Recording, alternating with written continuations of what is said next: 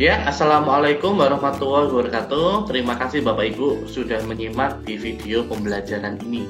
Yang kali ini saya, Zain Fuadi, ingin berbagi tentang apa itu interaktif feedback dan mengapa itu penting dalam pembelajaran.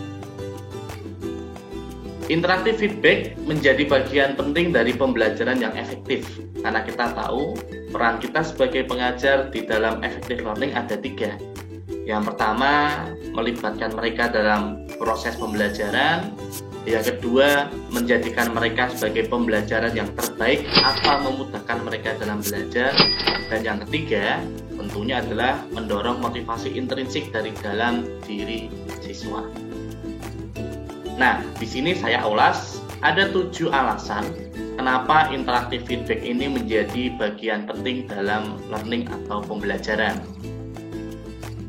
Yang pertama adalah tentunya karena melibatkan mereka dalam learning proses. Mereka berinteraksi dengan kita, berinteraksi satu sama lain, maupun berinteraksi terhadap materi yang kita berikan. Kemudian yang kedua adalah untuk membangun kedekatan antara pengajar dengan learner atau siswa. Interaktif feedback bisa berbentuk ice breaking, bisa berbentuk informal.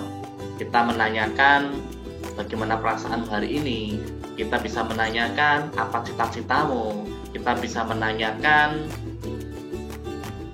tentang apa yang kamu alami hari ini, bagaimana perasaanmu dan lain sebagainya. Dan yang ketiga, untuk memudahkan mereka dalam proses pembelajaran. Interaktif feedback bisa dengan memberikan pemahaman, memberikan kesempatan mereka untuk bertanya, memberikan kesempatan untuk mereka menyampaikan dengan bahasanya sendiri tentang apa yang sudah mereka pelajari, dan lain sebagainya. Yang keempat, tentunya untuk menentukan strategi belajar yang lebih tepat pada mereka.